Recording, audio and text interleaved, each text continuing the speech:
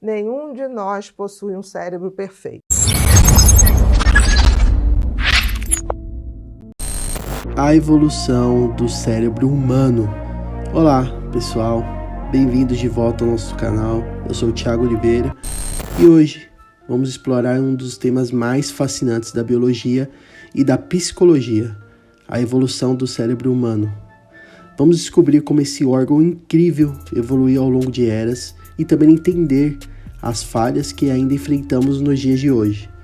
Então, prepare-se para uma jornada pelo tempo e pela complexidade do órgão mais poderoso do corpo humano. Ao longo das eras, o cérebro humano passou por um incrível processo de expansão, impulsionado pela seleção natural e pela necessidade de sobreviver em um mundo desafiador. Desde os primeiros hominídeos até os humanos modernos, o nosso cérebro aumentou significativamente em tamanho e isso permitiu o desenvolvimento da linguagem, da cultura e da tecnologia, marcando uma das maiores conquistas da evolução. Apesar de todas as suas conquistas, o cérebro humano não é perfeito. Ele ainda carrega vestígios da nossa herança evolutiva, resultando em várias falhas e vulnerabilidades desses vieses cognitivos que distorcem nossa percepção da realidade até respostas automáticas ao medo e ao estresse. Nosso cérebro muitas vezes nos leva a tomar decisões irracionais e impensadas. Além disso, a ansiedade, a depressão e outros problemas de saúde mental são exemplos de como o nosso cérebro, apesar de sua complexidade, ainda pode ser frágil e suscetível a desequilíbrios químicos.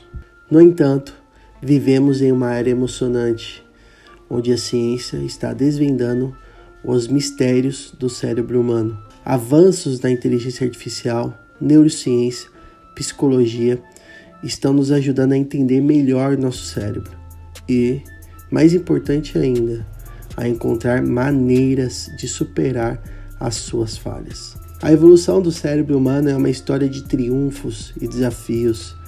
Enquanto celebramos as incríveis realizações que nossa mente nos permitiu alcançar, também reconhecemos as lutas diárias que muitos enfrentam devido às suas imperfeições.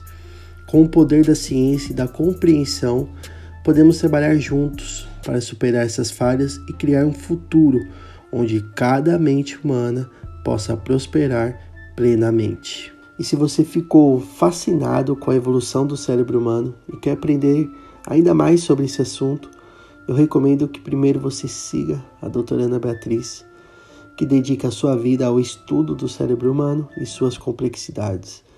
Lembrando que o conhecimento é o primeiro passo para superar as falhas do nosso cérebro e construir um futuro mentalmente saudável.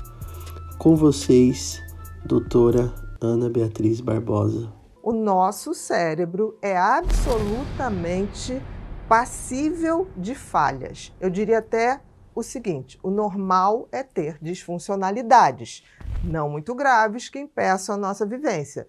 Mas nós temos cérebros que ainda dentro da escala da evolução são bebês. E a gente vai ver isso agora. Para vocês terem uma ideia, só o planeta Terra, que é a nossa casa nesse universo, tem 4,5 bilhões de anos.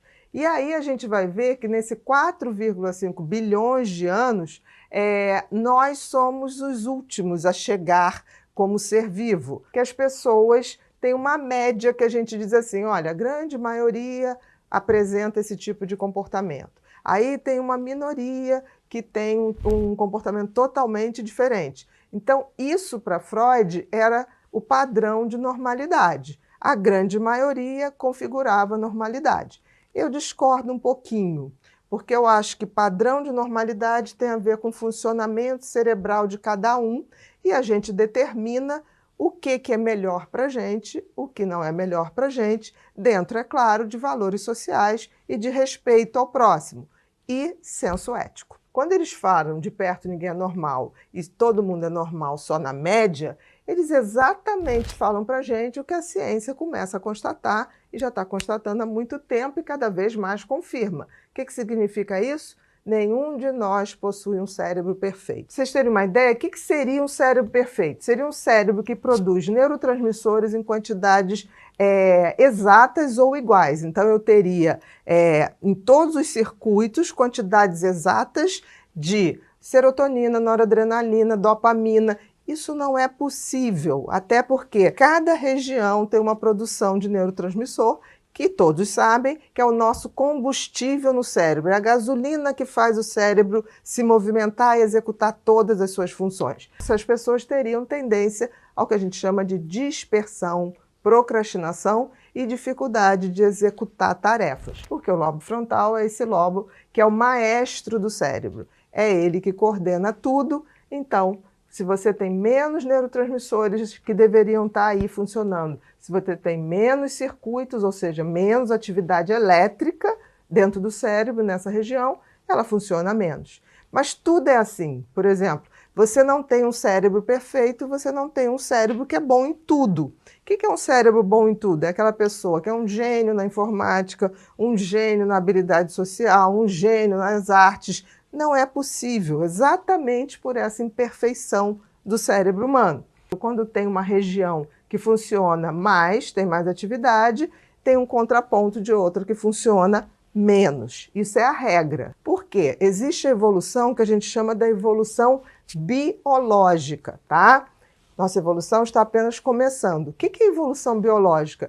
A evolução biológica é que prepara o nosso corpo para sobreviver e para reproduzir.